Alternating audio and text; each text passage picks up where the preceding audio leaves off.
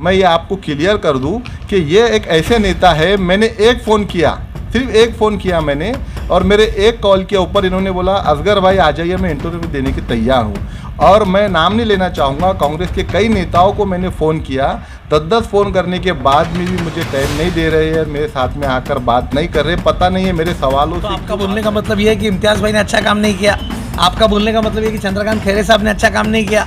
आपका बोलने का मतलब ये कि पुराने जितने भी खासदार हो गए अभी कभी उन्होंने काम नहीं किया, ऐसा नहीं होता है। मेरा बोलने का मतलब ये है कि आप अगर अच्छा कैंडिडेट देंगे तो पब्लिक उसको लाइक करेंगी, आप अगर मेहनत करेंगे उसके पीछे तो पब्लिक जो है तो उनको समझेंगी और चुनकर देगी। अगर आप अच्छी तरीके से पब्लिक के बीच में नहीं उतरेंगे उस कैंडिडेट को लेकर जहाँ पे खासदार की ज़रूरत है, और कांग्रेस ने कभी ऐसी मेहनत बताई नहीं है खासदार के पीछे कि हमें यहाँ पे खासदार चाहिए। आमदार में जितनी मेहनत, सुन लीजिए सर आप, आमदार में जितनी मेहनत कांग्रेस करती थी बाबूजी को चुन के लाने में, खासदार के कैंडिडेट के साथ में नाइंसाफी हुई है। इसको आप बताइए, अब ये हकीकत है या पता नहीं है, एक अफवाह उठती है कि मुसलमान जो है तो एक बिरयानी की प्लेट में बिक जाता है। ये स्टेटमेंट जिस व्यक्ति ने भी दिया ना, ये आपके कान पे बात नहीं आई। मैं सुनिए, बाद में अगर एक इलेक्शन आप हारते हैं तो मिस्टर इंडिया के जैसे गायब हो जाते हैं आप। नहीं, वो आज भी देखिए, ये आप सोच रहे थे शहर में आपको जब भी असगर अली साहब जरूरत पड़ी ना, एक पढ़ने के बाद तो हम मुख्यमंत्री तक पहुंच जाएंगे।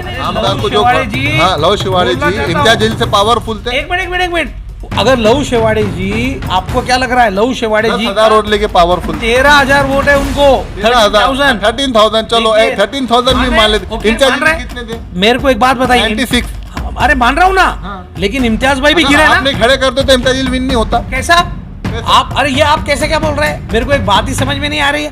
कांग्रेस का अधिकार है अपना कैंडिडेट खड़े करने का, मैम का भी अधिकार है अपना कैंडिडेट खड़े करना। आप बी टीम कैसे बोल सकते हैं? क्या आप बी टीम तो बोलते ना, आप बी टीम सर आप बी टीम बोलते क्या नहीं बोलते? आपके नेता सामने नहीं आ रहे, हमारे सामने इंटरव्यू देने के लिए नहीं आ रहे। मैं नाम नहीं लेना चाहूंगा।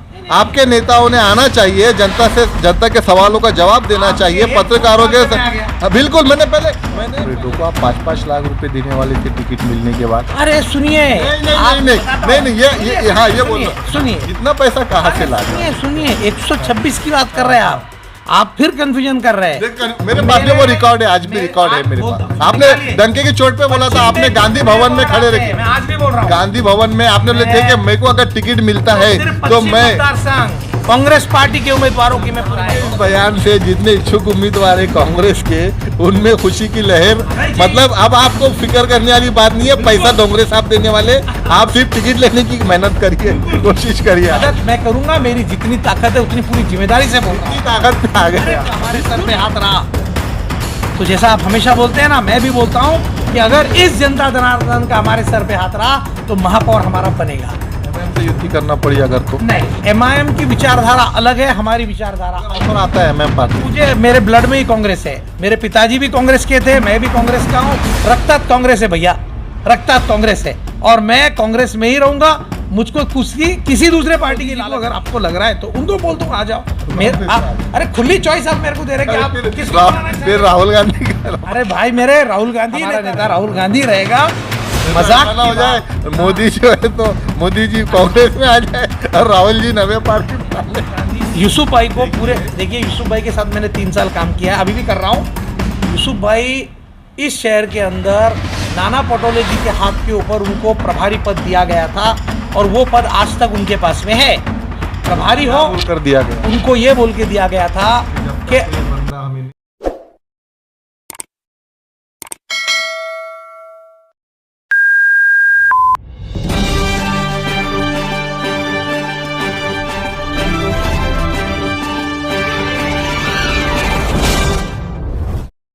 वेलकम दोस्तों, स्वागत है आपका मेरे चैनल में। और आप सभी को पता है कि मैंने एक मेरे चैनल पे शो शुरू किया हूँ चुनावी दंगल नाम से, और बहुत अच्छा जो है तो मेरे को रिस्पांस आप लोगों का मिल रहा है। और मुझे मेरे दर्शकों के कमेंट आ रहे थे कि असगर अली भाई आप जो है तो सिर्फ एमआईएम के नेताओं के पास में जा रहे हैं, एमआईएम के पीछे हाथ धोकर पड़े हैं। तो ऐसा कुछ भी नहीं है। आज हमारे साथ में कांग्रेस के निष्ठावान नेता पवन डोंगरे हमारे साथ मौजूद है। शुरुआती दौर से कांग्रेस के साथ जुड़े हुए हैं, आज उनसे हम बात करेंगे। लेकिन उसके पहले मैं ये आपको क्लियर कर दूं कि ये एक ऐसे नेता है, मैंने एक फ़ोन किया, सिर्फ एक फ़ोन किया मैंने, और मेरे एक कॉल के ऊपर इन्होंने बोला असगर भाई आ जाइए, मैं इंटरव्यू देने की तैयार हूँ। और मैं नाम नहीं लेना चाहूँगा, कांग्रेस के कई नेताओं को मैंने फ़ोन किया, 10-10 फ़ोन करने के बाद में भी मुझे टाइम नहीं दे रहे हैं, मेरे साथ में आकर बात नहीं कर रहे। पता नहीं है मेरे सवालों से क्यों भाग रहे हैं। ये बताने की वजह यह है कि मुझे बहुत सारे कमेंट आ रहे हैं कि भाई आप कांग्रेस के नेताओं को क्यों नहीं पूछ रहे, क्योंकि हमने 70 साल जो है तो उनको वोट दिया, कांग्रेस को वोट दिया, उनसे भी सवालात होना ज़रूरी है।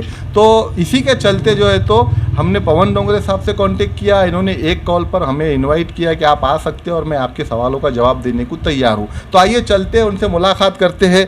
सर, सबसे पहले आप तो तारुफ के मोहताज नहीं है, पूरा औरंगाबाद शहर आपको जानता है। आपका पोस्ट हमको बता दीजिए, हमारे दर्शकों को बता दीजिए, फिर हम बातचीत शुरू करें। मैं डॉक्टर पवन हीरालाल डोंगरे जी। मैं महाराष्ट्र प्रदेश अनुसूचित जाति का उपाध्यक्ष भी हूँ और प्रवक्ता भी हूँ। जी। अच्छा, जैसे आपको पता है कि सुप्रीम कोर्ट ने एक स्ट्रिक्ट वार्निंग दी है प्रशासन को, सरकार को, कि अब आपको महाराष्ट्र में कारपोरेशन इलेक्शन लेना ही है।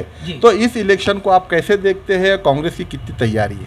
देखिए, लोकशाही के अंदर हर 5 साल में इलेक्शन होना चाहिए, मगर भारतीय जनता पार्टी ने इन 5 सालों में कोई भी स्थानिक स्वराज्य के इलेक्शंस नहीं लिए और पूरा 5 साल सिर्फ प्रशासक ही वहाँ पर उसका राजा बन के उसने राज किया।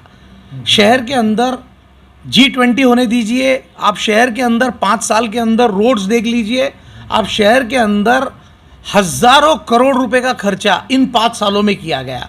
ये सारा का सारा कोई भी कॉरपोरेटर वहाँ पर नहीं था, मगर प्रशासक जो थे उन लोगों ने, जैसे म्युनिसिपल कमिश्नर और म्युनिसिपल अधिकारी और जो वहाँ के बाकी के जो अधिकारी थे, उन लोगों की मदद से ये पूरे काम किए गए। चाहे रोड्स हो, चाहे डेवलपमेंट का पार्ट रहो, चाहे आप जितना भी देख रहे, ये 5 सालों के अंदर जो हुआ, ये पूरा का पूरा बिना नगर सेवकों के किया गया है। जी। तो क्या वजह है, क्यों इलेक्शन नहीं ले रहे थे? इसके पीछे की वजह कुछ आपको पता है या आप क्या चाहते हैं? लोकशाही में इलेक्शन ये सबसे बड़ी प्रक्रिया होती है।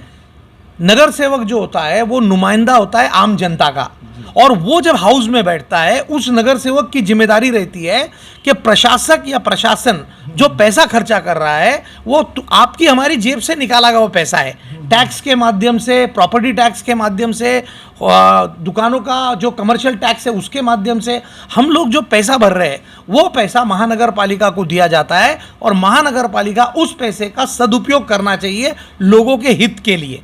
तो ये होना चाहिए, और उसके ऊपर कंट्रोलिंग कौन करेगा?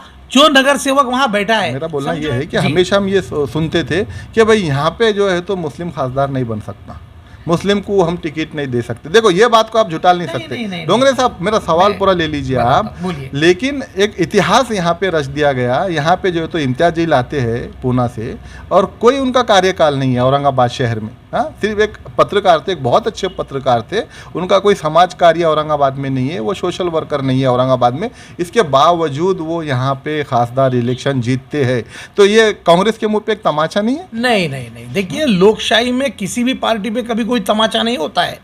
लोकशाही में निर्णय होता है, व्यक्ति चुन के देता है, चुनना पब्लिक के हाथ में है। पब्लिक को इम्तियाज भाई अच्छे लगे, उन्होंने उनको जिताया। पब्लिक को चंद्रकांत खैरे जी अच्छे लगे, चंद्रकांत खैरे जी को जिताया। आज वही पब्लिक को संदीपान भुमरे जी अच्छे लगे तो संदीपान भुमरे जी को दिया। पब्लिक चुनती है, पब्लिक चुनती है। पब्लिक के चुनने में कोई दो राय नहीं है। जो अच्छा काम करेगा उसको वोट मिलेंगे, सही है। लेकिन कांग्रेस ने भी कभी कोशिश नहीं की ना कि हमारा खासदार यहाँ से चुन के आना चाहिए। आप ही का प्रश्न और आपको जवाब देता हूँ। आपने कहा कि अगर पब्लिक अच्छा काम करती है तो चुन के देती है, तो आपका बोलने का मतलब यह है कि इम्तियाज भाई ने अच्छा काम नहीं किया। आपका बोलने का मतलब ये कि चंद्रकांत खैरे साहब ने अच्छा काम नहीं किया। आपका बोलने का मतलब ये कि पुराने जितने भी खासदार हो गए अभी कभी उन्होंने काम नहीं किया। ऐसा नहीं होता है जी। मेरा बोलने का मतलब ये है कि आप अगर अच्छा कैंडिडेट देंगे तो पब्लिक उसको लाइक करेंगी। आप अगर मेहनत करेंगे उसके पीछे तो पब्लिक जो है तो उनको समझेंगी और चुनकर देंगी। अगर आप अच्छी तरीके से पब्लिक के बीच में नहीं उतरेंगे उस कैंडिडेट को लेकर जहाँ पे खासदार की ज़रूरत है, और कांग्रेस ने कभी ऐसी मेहनत बताई नहीं है खासदार के पीछे कि हमें यहाँ पे खासदार चाहिए। आमदार में जितनी मेहनत, सुन लीजिए सर आप, आमदार में जितनी मेहनत कांग्रेस करती थी बाबूजी को चुन के लाने में, खासदार के कैंडिडेट के साथ में नाइंसाफी हुई है, इसको आप झुटाल नहीं सकते। देखिए, मैंने जिन लोगों के साथ में काम किया, चाहे सुभाष जामड़ जी हो, बाबूजी के साथ में मैंने कंटिन्यू काम किया है। मैंने जितने चुनाव हुए मेरे कार्यकाल में, जो पार्टी ने कैंडिडेट दिया, हमने हमारी एड़ी चोटी का जोर लगाया। हम लोगों के पास गए, हम लोगों को बताए, हमने भाषण दिए, हमने लोगों को समझाए, हमने उनको ये भी कहा कि कांग्रेस एकमेव ऐसी पार्टी है जो भारत में हर जाति धर्म को लेकर चलने का काम करती है, सेक्युलर सोच रखने का काम करती है। डेवलपमेंट भी पिछले 70 सालों के अंदर जितनी कांग्रेस ने की है, भारतीय जनता पार्टी हमारे किए हुए काम को प्राइवेटाइज कर करके बेच के 11 साल निकाल दिए। मेरा सवाल सीधा सीधा है, मैं बाबूजी का नाम इसलिए बार बार ले रहा हूँ, भाई उन्होंने राज किया औरंगाबाद पे, ये झुटाल नहीं सकते। काम किया, राज नहीं किया, पब्लिक के लिए काम किया। सुनिए, अच्छा चलिए, आपकी जबान में काम किया, काम किया, तो फिर महापौर क्यों नहीं बना कांग्रेस का? देखिए डॉक्टर जफर खान साहब, देखिए आपने थोड़ी देर पहले बोला कि भाई लोग काम की तारीफ करते हैं। मैं बोल रहा हूँ, बाबूजी के टेन्योर में डॉक्टर जफर खान जो है, आप देखिए वो कांग्रेस के कितने सीट आते थे, बाबूजी ने काम किया, लोगों ने उसको सराहा, और उन्होंने पूर्व मतदार संघ में रह के बाकी सारे मतदार संघ में भी काम किया, क्योंकि वो उनका नाम ही बड़ा है। और वो अपने आप में, उनके पिताजी जवाहरलाल जी दर्डा साहब के समय से, फिर चाहे उनके भाई साहब रहो, वो खुद रहो, आज वो भी इतना बड़ा नाम है वो परिवार का कि उन्होंने हर व्यक्ति के लिए काम किया। उनके टेन्योर के अंदर महानगर पालिका में बहुत सारे सीट्स आते थे। नगर सेवक की अगर आप सीट काउंट करेंगे तो नगर सेवक के सीट्स बाबूजी के समय बहुत ज़्यादा आते थे। बहुत ज़्यादा मतलब विरोधी पक्ष नेता हमारा होता था, अपोजिशन लीडर हमारा होता था, वो बनते थे, क्योंकि उस समय भारतीय जनता पार्टी और शिवसेना यानी संयुक्त शिवसेना, ये दोनों एक जगह पे थे। तो ये लोगों ने मिलके 89 के बाद में कांग्रेस को पिछाड़ा, पीछे डाला, और बाला साहब ठाकरे के स्पीचेस, बाला साहब ठाकरे का वो एक वर्चस्व, बाला साहब ठाकरे जिस तरीके से बात करते थे, उन्होंने शिवसेना के सारे सीट्स लेकर आए, जिसमें संजय सिरसाट जी की भी सीट है। यानी 89 के टाइम में जब पहली बार वो ये रिक्शा चालक से नगर सेवक बन गए थे, वो दौर शिवसेना, उसके बाद में इनके साथ बीजेपी जुड़ गई। लेकिन कांग्रेस के बाबूजी और ये लोगों की वजह से महानगर पालिका में भी हमारा विरोधी पक्ष नेता हुआ करता था, और हमारा लास्ट विरोधी पक्ष नेता मतलब डॉक्टर जफर खान साहब। ये मेरा खुला सवाल ये है, मुस्लिम समाज का समर्थन मिला? 100% मिला, 100% बिल्कुल मिला, 100% मिला। लेकिन उसके बाद में एक अफवाह उड़ती है, अब ये हकीकत है या पता नहीं है, एक अफवाह उड़ती है कि मुसलमान जो है तो एक बिरयानी की प्लेट में बिक जाता है। ये स्टेटमेंट जिस व्यक्ति ने भी दिया ना, ये आपके कान पे बात नहीं आई? मैं सुनिए आप, ये इतनी बड़ी अफवाह है, इतनी बड़ी अफवाह है, और ये अफवाह नहीं है, ये कॉन्स्पिरेंसी है बाबूजी के खिलाफ। मुसलमानों के दिलों को छन्नी करने वाली बात। मेरी बात सुनिए, बहुत सालों के बाद में जो विषय कोई हाथ नहीं लगाता, मैं उसको हाथ लगा रहा हूं। राजेंद्र बाबूजी दर्डा के साथ में हमने काम किया है। राजेंद्र बाबूजी दर्डा कभी भी एक इतना बड़ा नेता है जो कभी भी ऐसी छोटी बात कर ही नहीं सकता। करना तो छोड़िए, वो सपने में सोच भी नहीं सकते। लेकिन अननेसेसरी किसी लोगों ने, यानी जो लोग इनका करियर खत्म करना चाहते थे, ऐसे बदमाश लोगों ने, जिन्होंने भी ये कहा, वो इतनी बड़ी कॉन्स्पिरेसी की बाबूजी के खिलाफ में। अरे बाबूजी ने कभी जिंदगी में छोटे बच्चों के बारे में बुरा नहीं कहा, और आप बोल रहे कि मुस्लिम समाज के बारे में उन्होंने इस तरीके की बात की, ऐसे लोगों के कान पे बात गई। मैं आपको बताना चाहता हूं, बहुत जिम्मेदारी के साथ में उनके साथ हम काम करते हैं। वो कभी किसी जाति धर्म के बारे में बात नहीं करते हैं, वो बोलते हैं सबके लिए काम करो, और हमको भी प्रेरणा देते हैं। हमको आज भी, हम कभी उनको बोले कि सर हमको काम करना है, तो वो बोलते हैं हमेशा याद रखना, हर व्यक्ति के लिए काम करना, और जो समाज का सबसे पिछड़ा व्यक्ति है उसकी मदद करने की कोशिश करना, क्योंकि जिसके पास सब कुछ है उसकी तो मदद हो जाएगी, मगर उस बेचारे का साथ देना जो सबसे पीछे खड़ा है। ऐसे सोच विचार रखने वाला आदमी, आपको लगता है ये सारी अफवाहें, मैं आज डंके की चोट पे कह रहा हूं, ये अफवाह है, और ये जिसने फैलाया वो चाहता था कि हमारे नेता जो आज सिर्फ शहर तक सीमित नहीं रह गए थे, शिक्षण मंत्री बन गए, ये गृह मंत्री बने, तो इनका बहुत बड़ा करियर था। लेकिन कुछ बदमाश सोच के लोगों ने यह अफवाह फैलाई और इस तरीके की बात लोगों के दिलों में जहर घोलने का काम किया। इलेक्शन हारने के बाद में बाबूजी एकदम सडनली गायब हो जाते हैं। नहीं, गायब नहीं हुए, आपको मैं बताना चाहता हूँ, जनता के बीच में नहीं है। नहीं, देखिए यहाँ तक अगरचे कोई बड़ी स्पीच होती है आम खास मैदान में, या आपका कुछ इलेक्शन कैंपेन रहता है, उसमें भी बाबूजी नजर नहीं आते। मैं आपको एक बात बताता हूँ, साहब ने चुनाव के पश्चात पूरी ताकत उन्होंने फिर से उनका जो पेपर था उसके माध्यम से लोगों की मदद करने में लगाया।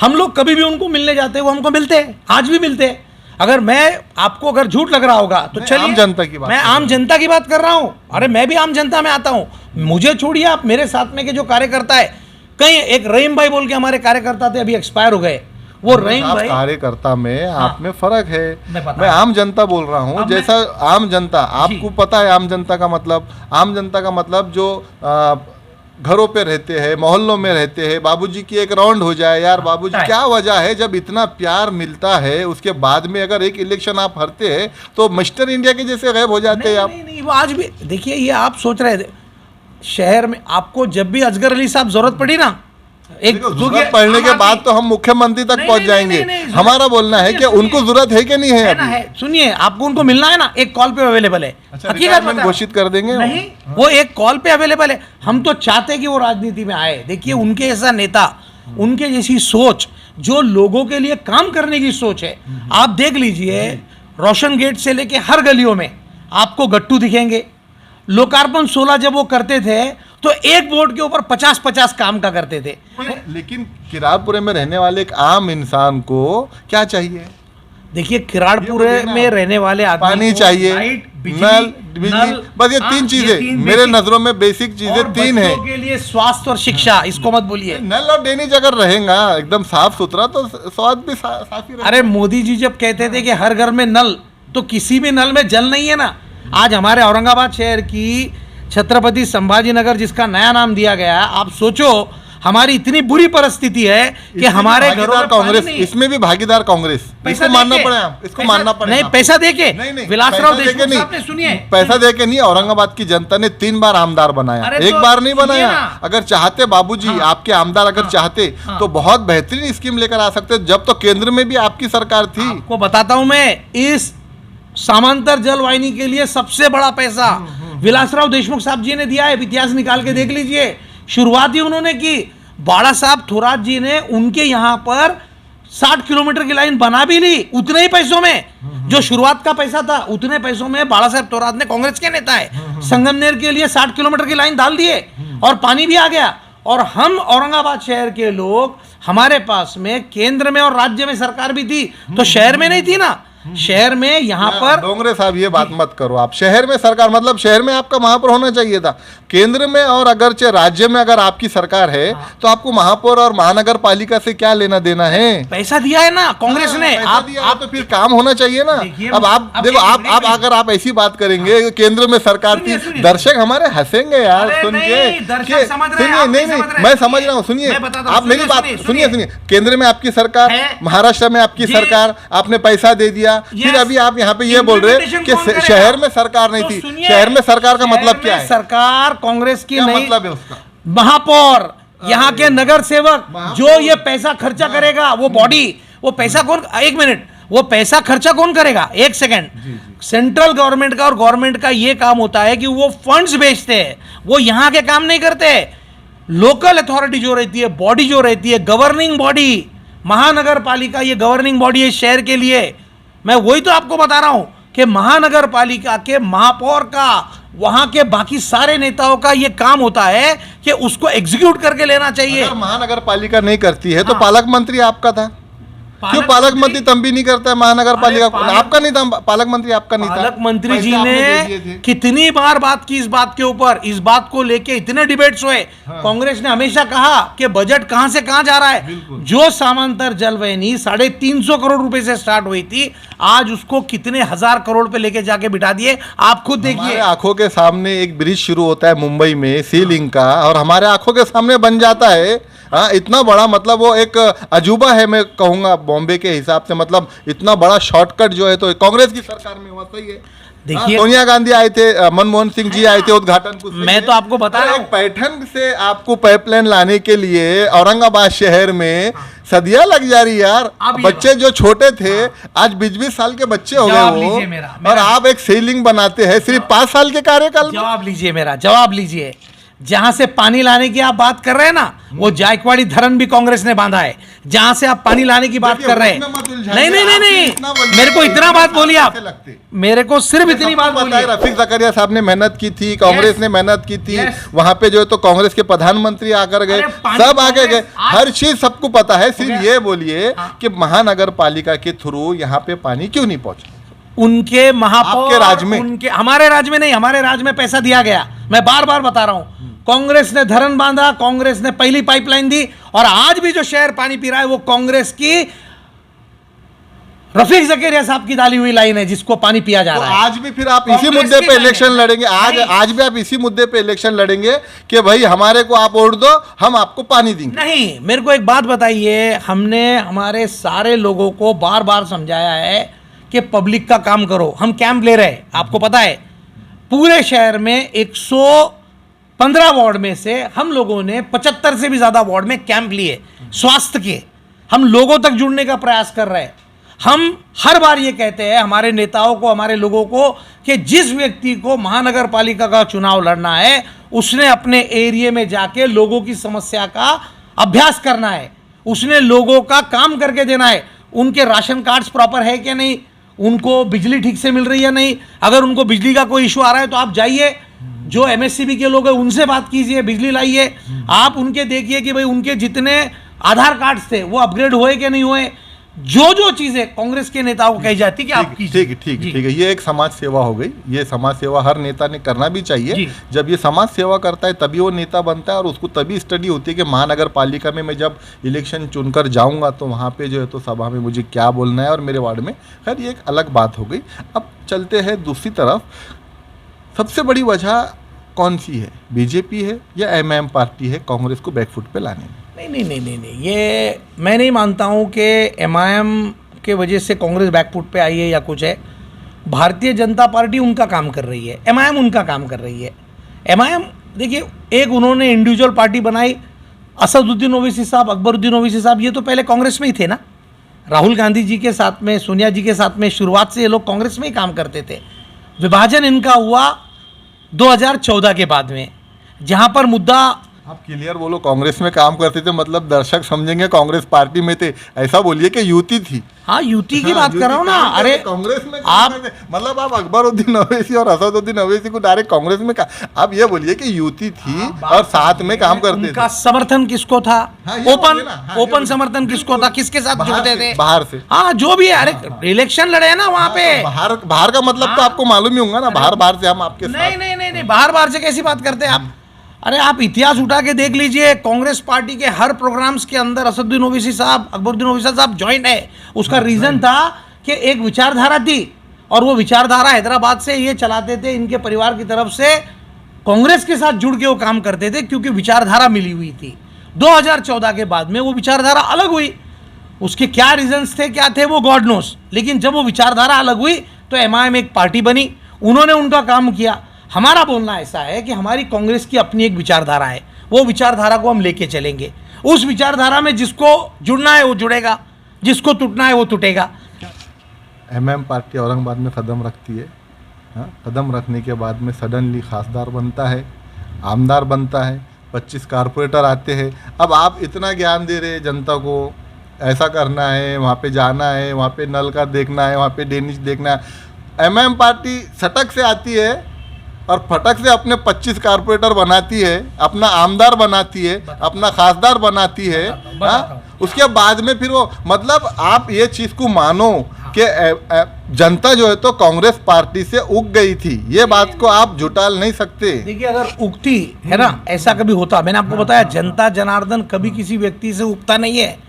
जनता जनार्दन हर इलेक्शन में अपना मैंडेट देता है। याद रखिए, खासदार बनाते समय, चुनते समय क्या हुआ, आमदार चुनते समय क्या हुआ, ये सारी चीजें पब्लिक को बताई गई। सिर्फ औरंगाबाद शहर में ही नहीं, पूरे महाराष्ट्र का निकाल देख लीजिए।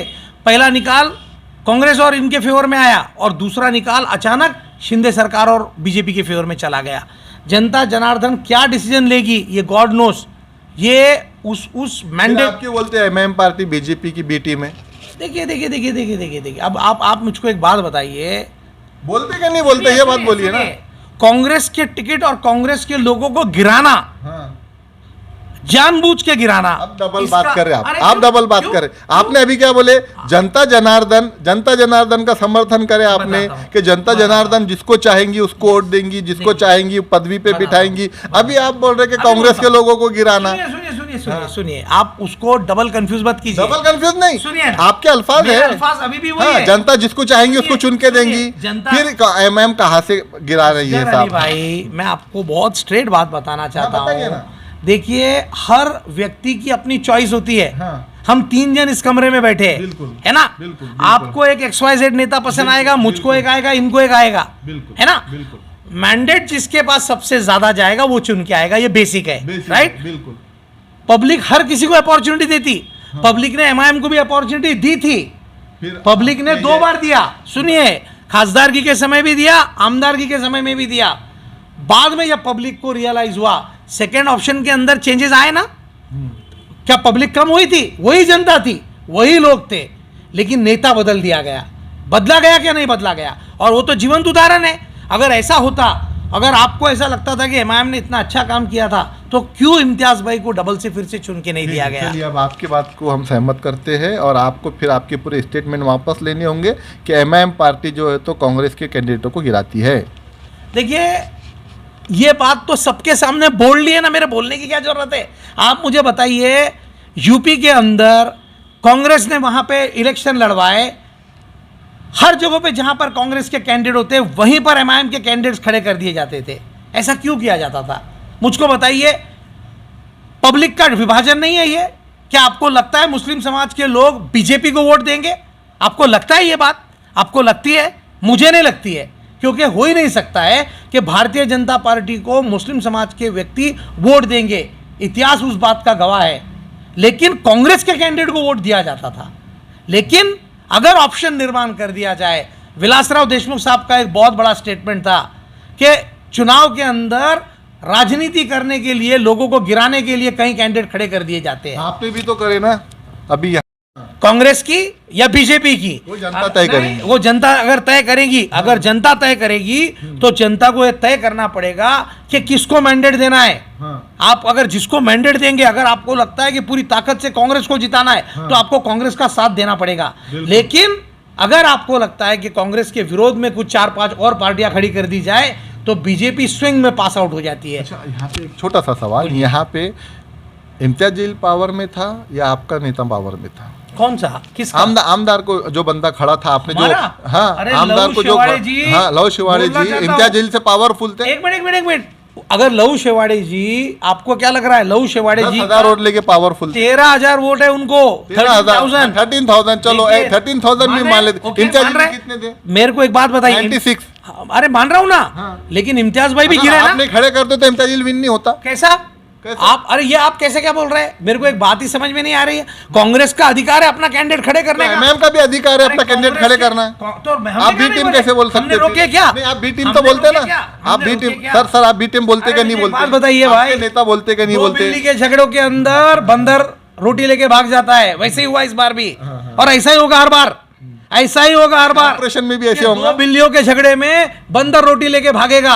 अब आपके ऊपर है जनता कि आप बंदर के हाथ में रोटी देना चाहते हैं या अपने घर के दोनों जो है उनमें से किसी को देना चाहते हैं, आपको सोचना है। अच्छा, कारपोरेशन में भी ऐसे होगा क्या? कांग्रेस कॉरपोरेशन में कांग्रेस को संधि दीजिए। आप अगर चाहते हैं कि शहर के अंदर वही 89 का माहौल आए, वही सोच आए, आम जनता का फायदा हो, तो कांग्रेस के नेताओं को चुनिए। देखिए, संधि मांगना आपका हक है। जी। आप बड़े पार्टी के नेता है।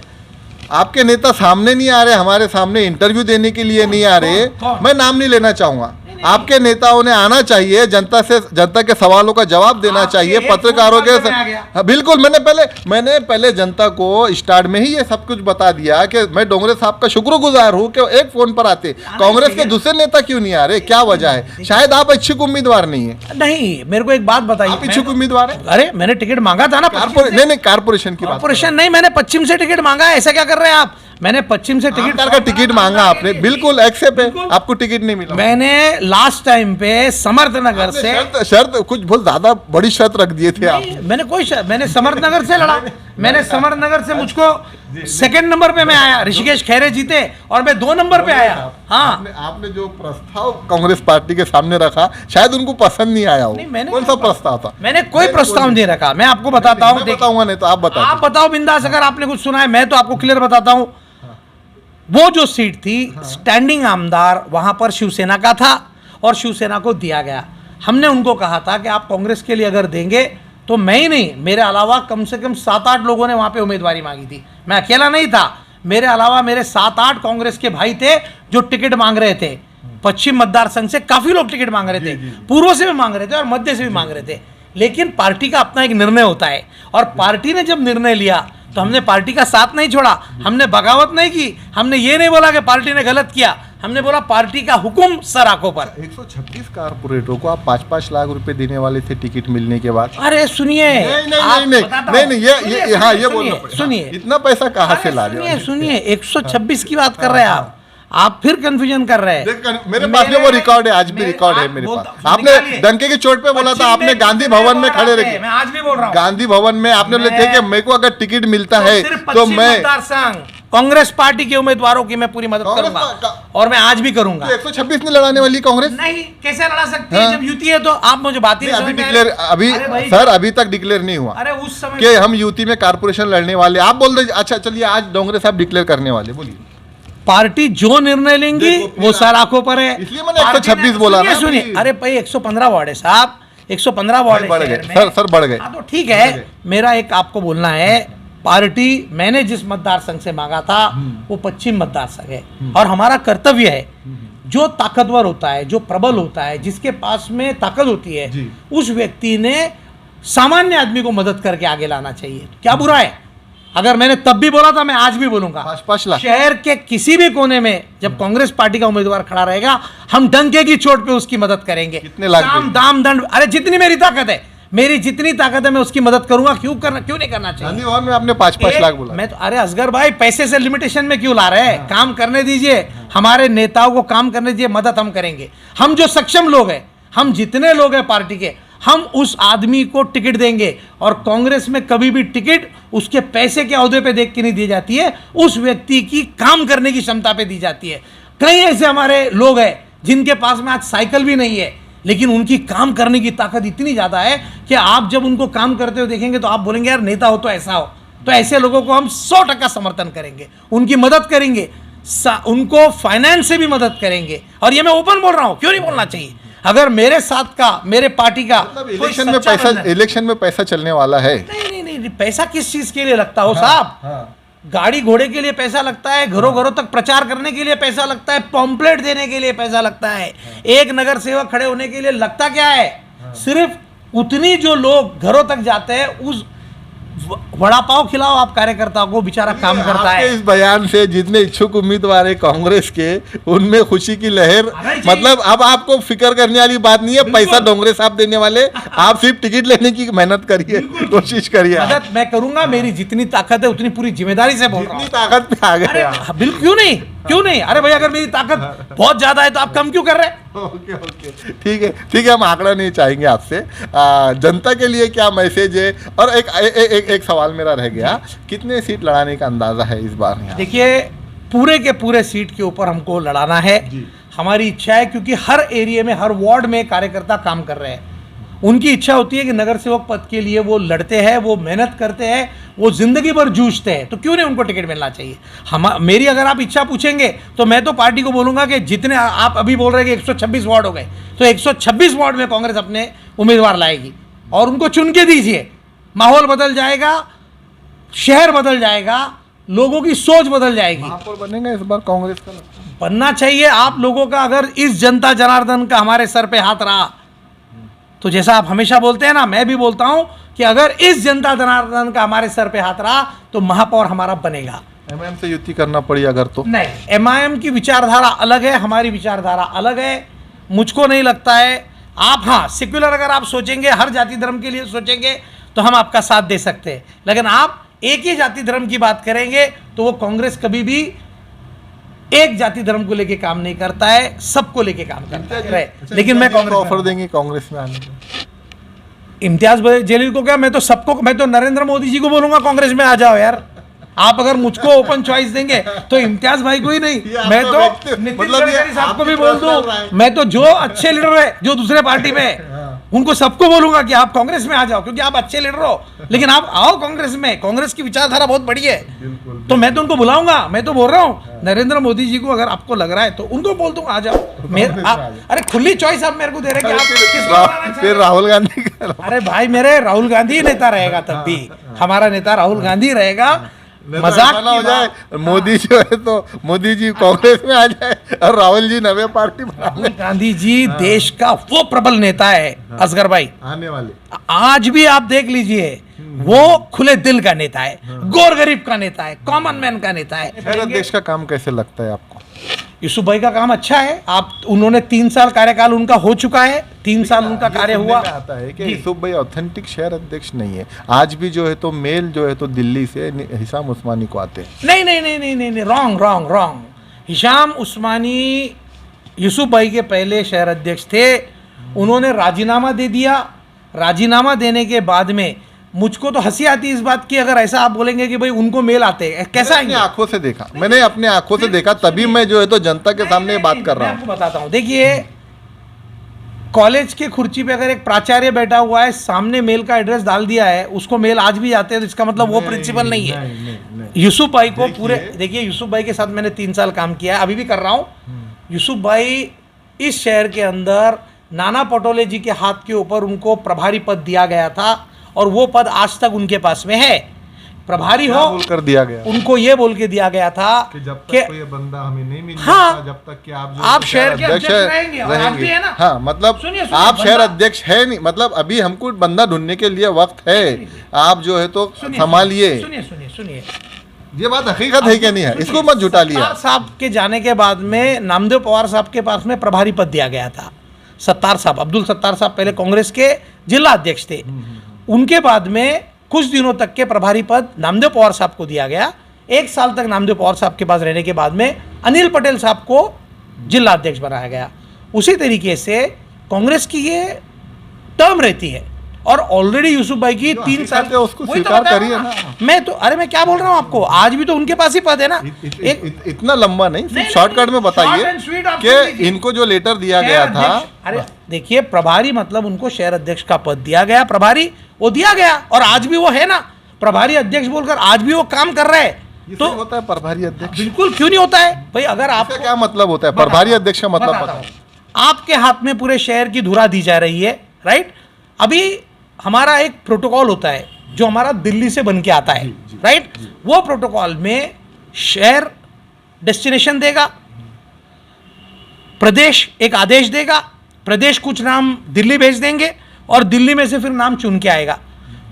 हो सकता है कि भाई ये प्रक्रिया और अभी बाकी है, या अभी कुछ समय के बाद होगी। जब होगी मुझको बताइए। नाना पटोले जी 3 साल तक माफी चाहता, आप बोल रहे हो कि असगर भाई मेरे सामने बैठ के आप हंस रहे, मुस्कुरा रहे, मतलब ये अब 3 साल हो गए उनको, 3 साल हो गए उनको। फिर इसके बाद भी अभी मतलब अरे विचार तो दिया जाएगा ना मुझको। बोलिए, अगर देखिए, अगर कांग्रेस का ठीक है, मैं इस पे ज्यादा, आप ज्यादा नहीं बोल पाएंगे, ठीक है चलो मैं ज्यादा नहीं। आखिरी सवाल, जनता के लिए मैसेज दे दीजिए आप कि इस इलेक्शन में कांग्रेस को जनता ने कैसे साथ देना चाहिए, कितना साथ देना चाहिए और क्यों देना चाहिए? देखिए, मैं आपसे प्रार्थना करता हूं सभी लोगों से, जनता जनार्दन से। 89 में कांग्रेस ने इस शहर को इतिहास का फास्टेस्ट डेवलपमेंट शहर लेकर आया था। तब भी हमारे सब नेता थे, तब हमारे महापौर थे। मैं आपसे प्रार्थना करता हूं कि हमारे अंदर वो जज्बा आज भी है। चलिए, अब कारपोरेशन इलेक्शन की अगर बात की जाए तो बहुत जल्द होने वाले हैं। आप लोग तो खुशियां मनाइए, और जो कांग्रेस पार्टी है, एमआईएम पार्टी है, राष्ट्रवादी पार्टी है, शिवसेना पार्टी है, इनके अंदर घमासान चलने दीजिए। लेकिन जब आप वोट डालने के लिए जाएंगे तो आपको एक चीज़ का ध्यान रखना है कि हमारे शहर को कौन डेवलप करेगा और हमारे वार्ड को कौन डेवलप करेगा। और हमें जातिवाद में नहीं पढ़ना है, क्योंकि सारे जहाँ से अच्छा हिंदू सीता हमारा, हम बुलबुले इसकी, ये गुल सीता हमारा। बस ये मन में रखिए और बटन दबाइए, आगे चलिए। मैं असगर अली, आप देख रहे हैं चैनल आप तक डिजिटल।